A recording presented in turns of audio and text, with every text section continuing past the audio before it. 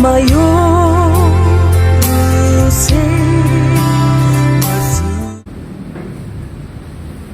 Ibu Saudara yang diberkati oleh Tuhan, Shalom.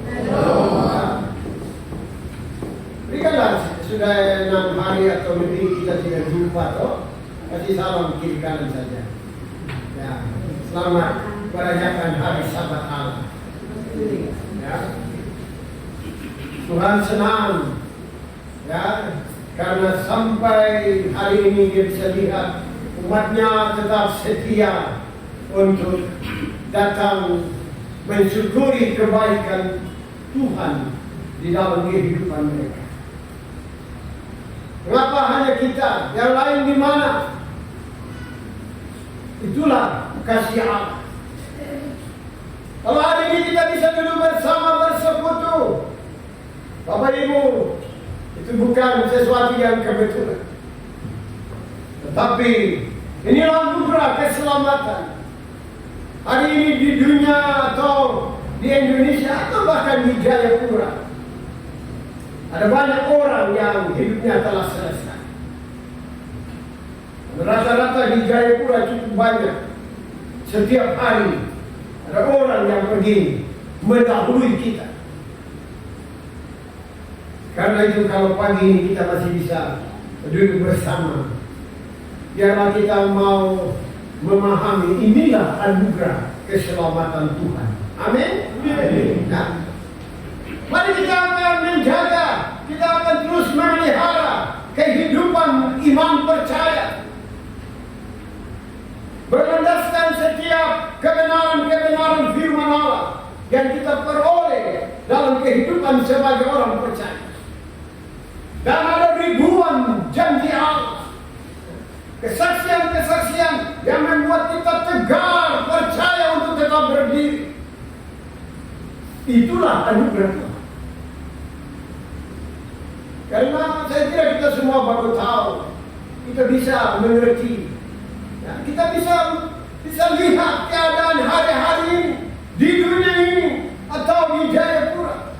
Bagaimana orang berjalan dan menuju kejatuhan dan kehancuran. Tapi puji Tuhan, saudara dan saya, kita bisa duduk dan tenang dan tangkap.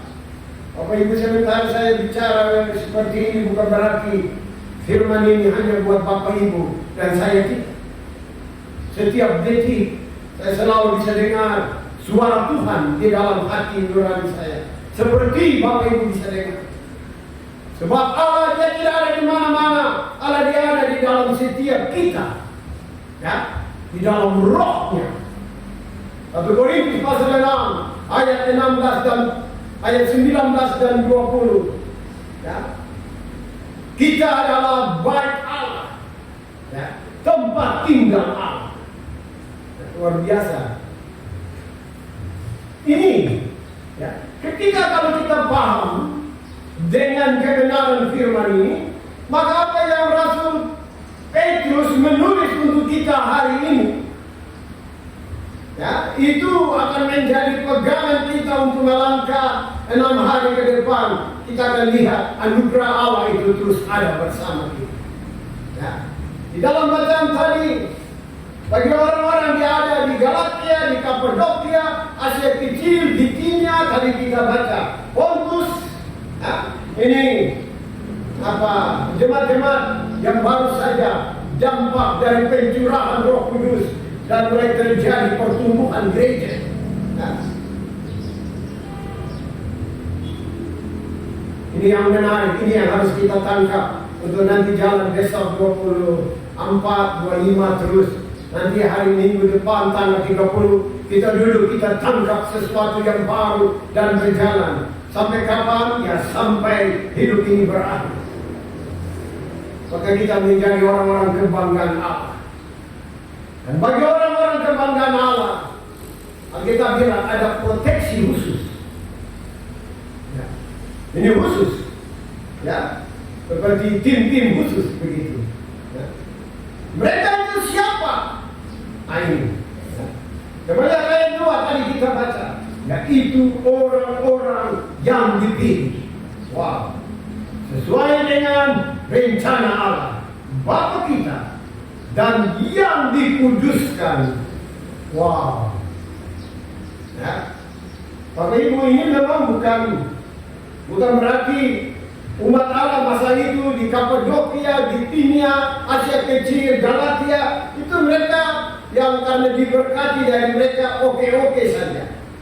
Nanti kita tahu bagaimana Petrus mengingatkan, mereka juga mengalami ya, hambatan-hambatan yang hebat. Seluruh murid Tuhan, 12 rasul itu mati, kalau bahasa dunia hari ini, mati dengan cara-cara yang tragis. Ya. Sekarang itu banyak orang meninggal bagus, ya, ada yang di rumah atau di rumah sakit, kemudian pelan-pelan dan pergi. Oh, tapi para rasul itu, mereka mati itu, kalau manusia dunia bilang mereka tragis. Ada yang digergaji, ya, ada yang diseret sampai mati dalam seret itu, ya. Nah, ini mengenaskan semua. Orang-orang percaya, ya, Petrus yang tahu situasi. Kita tahu catatan dari gereja.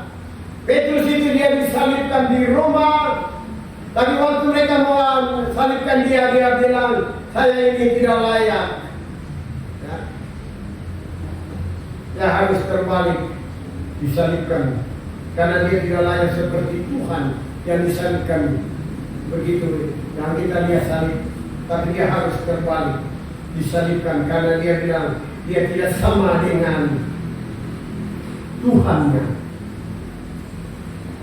Karena itu dikatakan oleh Petrus, orang-orang pada masa itu adalah orang-orang di Pontus, Galatia, Kapadokia yang disebut di dalam ayat 1. Tetapi gereja Tuhan yang berjalan sampai hari ini juga di Raja Gajah Putih. Kita adalah orang-orang yang dipilih karena Allah punya rencana. Dan bukan saja untuk rencana itu Allah membiarkan sudah kita dipilih terus berjalan sudah. Oke, saya nanti di situ baru kau dapat tahu rencana saya apa. Oke. Sebelum kita bergerak, kita bilang kita dikuduskan. Ini yang kuduskan ini bukan manusia. Ini yang harus kita. Ya, bahasa Yunani asli katakan apa itu kekudusan, apa itu dikuduskan, ya. Hagias mos, ya. Artinya menjadikan kudus. Tadi kita dengar waktu kita pengakuan dosa, Yesaya 1 ayat 18. Dosa ini merah seperti kermisi, seperti kain kesumba. Ya. Tetapi Petrus dia menjawab, dengan kematian Yesus dari antara orang mati dan bangkit, orang-orang percaya itu dikuduskan. Jangan ada yang ragu. Iya kak, saya yang rusak begini, bisa kak? Oh, Bapak Ibu tahu, ini penjahat di Israel itu bukan standar dunia, itu dia standar awan-awan lagi. Artinya, ya, dia juga disalibkan bersama-sama dengan Yesus, tapi dia dapat masuk surga. Salah satu dua orang yang disalibkan rusak berat, tapi penyaliban Yesus Kristus itu membuat bagaimana penjahat di samping dia juga diselamatkan, dikuduskan. Ya. Coba lihat kiri kanan orang-orang yang dikuduskan Allah. Lihat kiri kanan orang-orang yang dikuduskan Allah. Ya. Makanya kalau setiap saat kita kan hanya kompleks baku dekat. Ketika ada seseorang itu yang mulai emosi apa, coba sabar, putra ingat firman kak, jaga itu kekudusan. Apakah sulit? Pernah hidup bersama beberapa bulan di orang-orang yang dibuang oleh karena mereka itu keturunan keluarga dari PKI. Mereka diabaikan, berjuang sendiri cari jalan. Dan gereja Kristen Jawa datang dan minta kami mahasiswa coba dampingi dan kita. Mereka itu orang-orang yang diabaikan. Mereka orang-orang yang diterlantarkan, masa bodoh, mau hidup mau mati terserah. Tapi gereja yang adalah utusan Allah, gereja hadir. Dan kami mulai dampingi dan Bapak Ibu tahu, jauh. Mereka harus jalan 6 kilometer. Mama-mama jalan jam 3 subuh. Pikul bakul, terong, kasbi, semua untuk jalan ke pasar Karanganyar untuk menjual. Tapi saudara tahu, dalam kesulitan berjuang karena diabaikan dan dianggap menyusahkan bangsa dan negara. PKI. Tapi coba cek dosen-dosen di Gajah Mada, profesor itu anak dari pinggir kami. Karena mama bapaknya pantang menyerah, bangun pagi berdoa mengucap syukur, fight, berjuang. Anak-anaknya menjadi orang-orang hebat. Ketika kita mengerti siapa kita, diabaikan oleh dunia, oleh apapun juga. Tetapi kalau kita sadar kita manusia berdosa yang dikuduskan oleh Allah, tidak ada yang tidak bisa. Amin.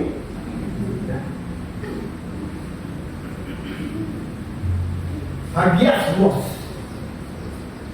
dipisahkan dari dunia, dijauhkan dari dosa. Ada persekutuan yang erat di antara mereka, dan dengan sukacita memuliakan Allah. Itu hagiasmos, dikuduskan. Saya rasa kita tidak terlalu luas. Hanya KSP 4 di bawah dan di sana KSP 1 ada beberapa di belakang motor listrik itu, dan mari atmosfer itu kendalikan wilayah di dalam konsep hagiasmos. Kita ini orang-orang yang dikuduskan. Kita akan lihat 5, 10, 15, 20 tahun ke depan. Dan kita punya generasi anak cucu yang masih kecil. Kita akan lihat hebatnya Gajah Putih yang mengerti kebenaran firman Allah. Mereka itu siapa? Lebih dalam, dikuduskan. Coba lihat Alkitab, lihat ayat 3. Terpujilah Allah dan Bapa Tuhan kita Yesus Kristus, dan karena rahmat-Nya yang besar telah melahirkan kita kembali. Wow. Born again, dilahirkan kembali. Ini bukan harus masuk dalam rahim mama pada kosong tua rambut putih, bukan. Tetapi spiritual, kerohanian ini dipulihkan, dilahirkan kembali. Hidup lama telah dikuburkan, hidup baru muncul.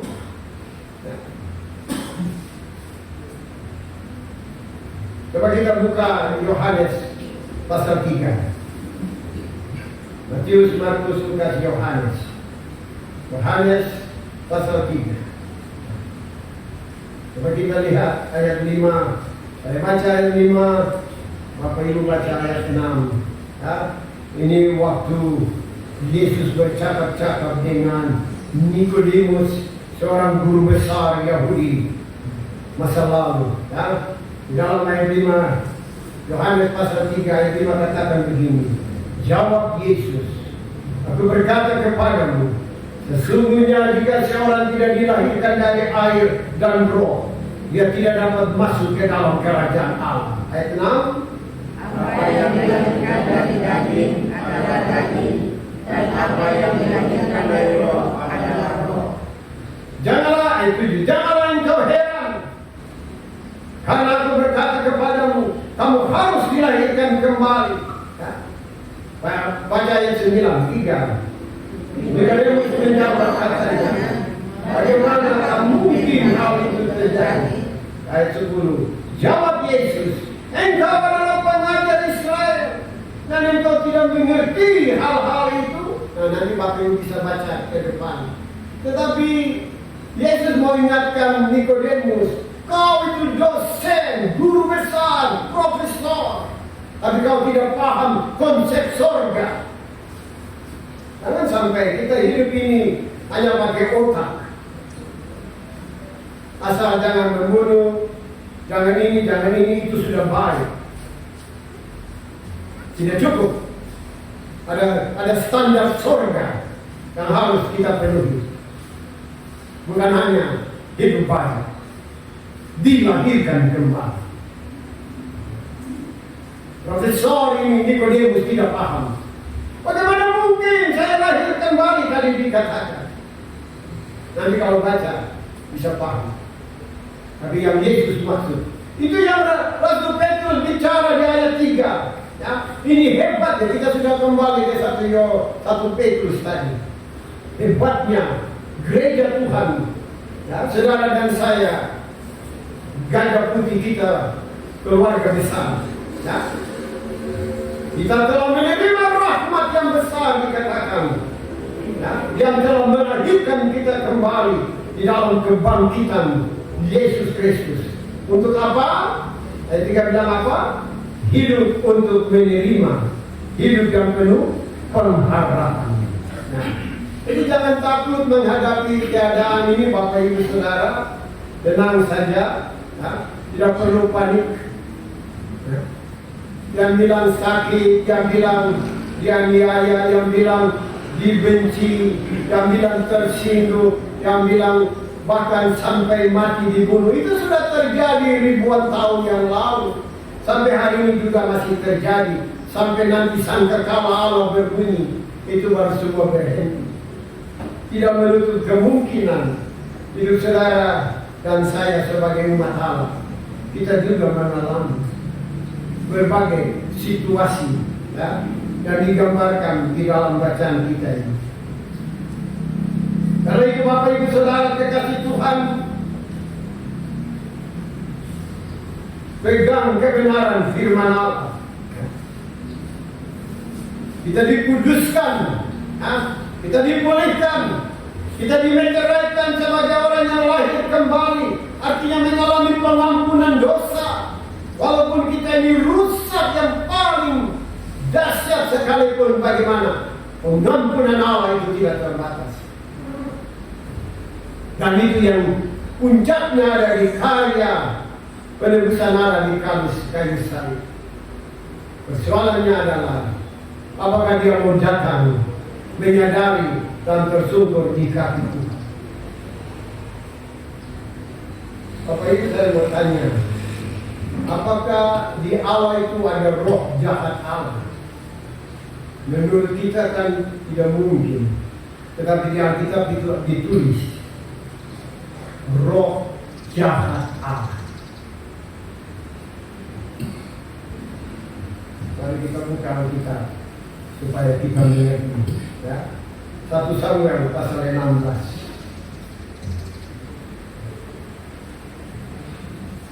Ini karena orang-orang yang sudah sesungguhnya sudah mengalami kasih karunia Allah, tetapi kemudian dengan sengaja abaikan anugerah keselamatan itu.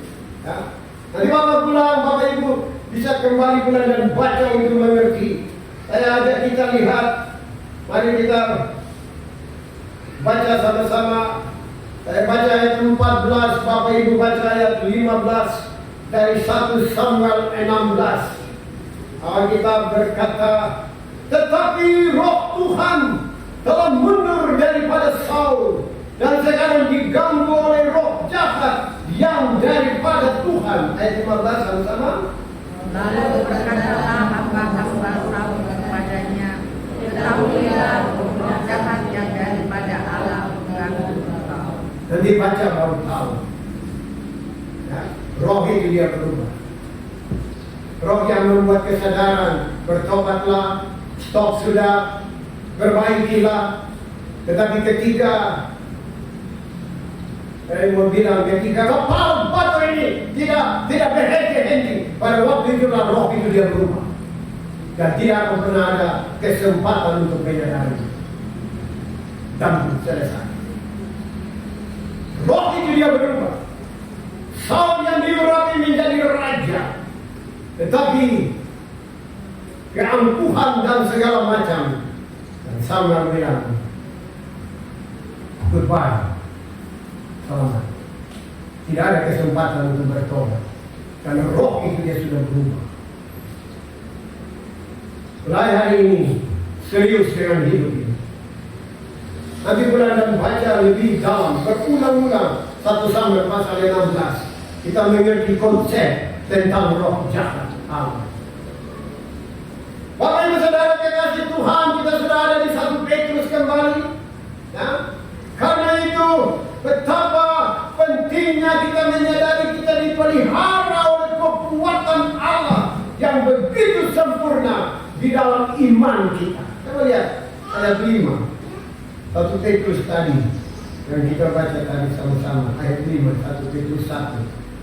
Yaitu kamu yang dipelihara dalam kekuatan Allah karena imanmu, sementara kamu menantikan keselamatan yang telah tersedia untuk dinyatakan pada zaman akhir. Kita sedang tunggu kapan sangkakala Allah berbunyi. Dia akan turun. Kita tidak tahu. Mungkin kita tidak ada, atau mungkin nanti malam, atau beberapa jam lagi, kita tidak tahu. Tetapi kewaspadaan untuk menjaga hidup yang telah dipulihkan oleh Allah, inilah yang penting. Kita telah dikuduskan, dilahirkan kembali dari manusia berdosa yang harusnya hidup binasa di dalam kekekalan. Tetapi kasih karunia Allah itu membuat hari ini kita mengerti kebenaran dan punya kesadaran. Bapak Ibu, jaga serius hidup ini. Karena 1 Samuel 16 bisa saja terjadi. Saya sudah alami, lihat warga-warga tugas-tugas di berbagai beberapa kota di tanah Papua sampai mati. Tidak ada kesempatan untuk bertobat. Itu penggenapan dari 1 Samuel 16. Roh jahat Allah. Kalau hari ini kita bisa sadar, puji Tuhan. Saudaraku kekasih Tuhan, kita dikuduskan, kita dilahirkan kembali, dipimpin oleh Roh Tuhan. Ada kekuatan-kekuatan Allah yang menyertai kita. Nah, ayat 6 ini mau ajak kita. Cobalah ya, perayaan gajah putih lebih dahsyat lagi. Coba lihat ayat 6. Ya, bergembiralah akan hal itu. Sekalipun sekarang ini kamu seketika harus berduka cita oleh berbagai pencobaan. Memang kita tidak bebas dari berbagai soal. Tetapi Petrus mau supaya kita sadar bahwa keselamatan itu jauh lebih dahsyat daripada hari ini air mata dan berbagai kekecewaan hidup. Ini yang Petrus bilang, gajah putih bergembira. Ya, walaupun mungkin nasi dan super mika tidak harus yang hebat-hebat, tapi memang enjoy, ya, suka cita. Indah ya, jadi orang percaya, jadi gereja Tuhan. Walaupun kadang-kadang harus air mata, hati ini luka dan sebagainya. Oh, tapi tidak dapat menghilangkan damai sejahtera dan kegembiraan di dalam Tuhan. Amin. Ini yang harus kita paham. Sampai kapanpun kita tidak akan selalu aman, Bapak Ibu Saudara. Alkitab sangat jelas. Bahkan cukup, saya tidak bilang cukup menakutkan, ya, tetapi kita tidak bisa lari dari keadaan itu. Mazmur 34. Buka Mazmur 34. Ya, supaya kebenaran ini menjaga kita di minggu kerja yang baru. Mazmur 34. Mari kita baca sama-sama, ya, supaya ketika ada penderitaan, ada berbagai kesulitan, kesukaran, kita tidak saling menyalahkan.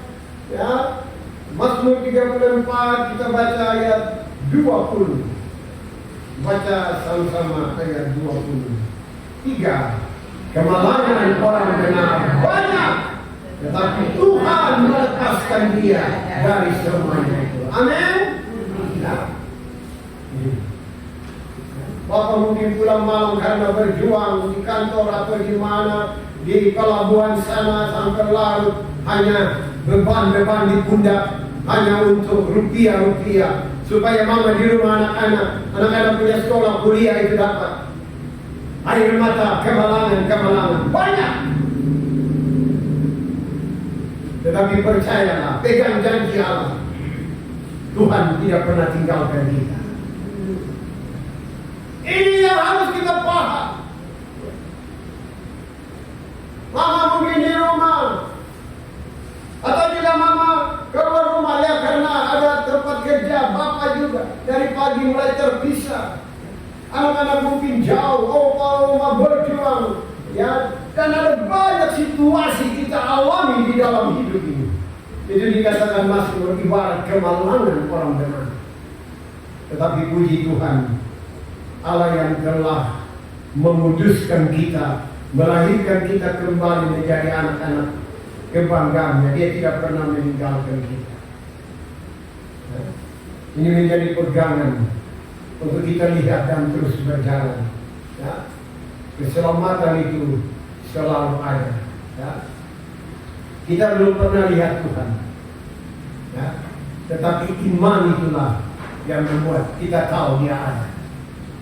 Tapi kadang-kadang Tuhan izinkan untuk dengan sinyal-sinyal surgawi, ya, untuk kita dikuatkan. Oh, Tuhan Dia ada. Dengan cara-cara, saya kira banyak di antara mungkin punya pengalaman pribadi, dan ya, Tuhan Dia ada. Makanya ingat pada waktu, ya, murid-murid Yesus bangkit, kita bilang pintu-pintu terkunci, kemudian Yesus muncul dan Dia bilang jangan takut. Tapi di antara kebangkitan waktu itu Thomas tidak ada. Ya.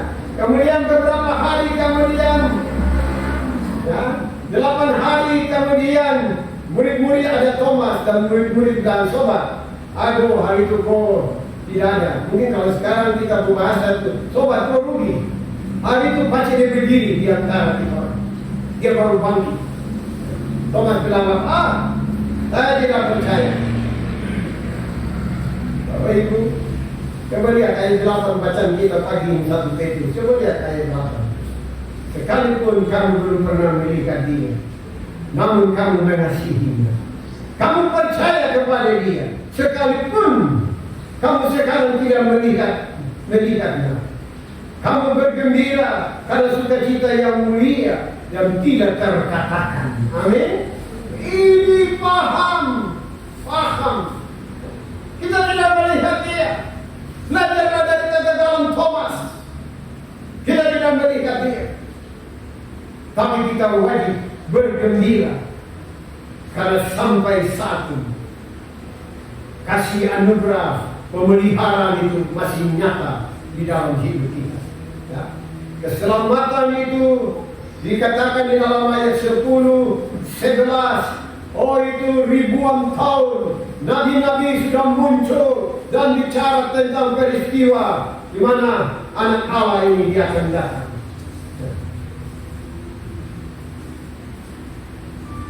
Karena itu mari kita pulang dari persekutuan ini lebih serius dalam hidup ini.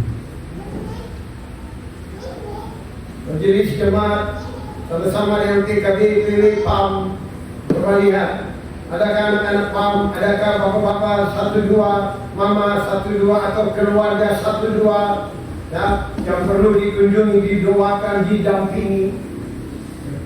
Sampaikan kebenaran firman sudah ada. Peraturan DKI sudah nyata, jelas ada. untuk jaga kawanan domba kandang gajah putih. Dan bahkan kita akan lihat hal-hal yang kita tidak pikirkan. Tapi ibu tahu di sungai sedia jalur dari Bengawan Solo, dia lewat beberapa kabupaten sampai turun di lautan Jawa Selatan. Itu orang-orang tinggal. Siapa yang mau urus orang? Pembuangan di PKI. Di gereja Jawa dan ada kita mahasiswa Salatiga untuk sama-sama. Tidak ada yang urus medis, tidak ada puskesmas seperti kita di sini. Hebat tapi banyak orang sakit. Tidak ada. Siapa yang mau jaga gizi? Ketika satu rumah tangga baru tinggal 1-2 tahun, keluarga itu belum memiliki anak, majelis mulai datang kunjungi. Kami datang mahasiswa, cerita-cerita begini-begini, oh kalau begitu oke, dan mulai berdoa. Tahun depan ibu itu melahirkan. Melawan surga. Itu alam membuktikan.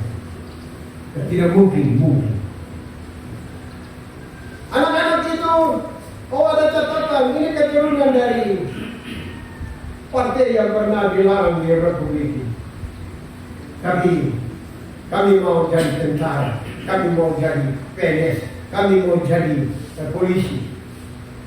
Majelis Jemaat Gereja Jawa, kita berkumpul, tanam lutut, kirim ke Jogja sana tes. Tahap pertama lolos, katanya ada begini, tanam lutut. Bapak Ibu Saudara, tidak ada yang dapat menghalangi kekuatan Allah kalau mengalir. Dan kita bisa buktikan di rayon gajah putih. Mari serius dengan Tuhan. Kita akan lihat hari-hari depan yang luar biasa dari rayon kita. Adakah yang punya pergumulan tersendiri itu menjadi pergumulan tim, pergumulan keluarga besar, menjadi pergumulan benar-benar ambil doa waktu, bahkan ambil puasa, dan banyak hal yang kita pelajari hari ini terbukti di dalam kehidupan orang-orang percaya di mana saja. Tapi di gajah putih juga bisa kita buktikan.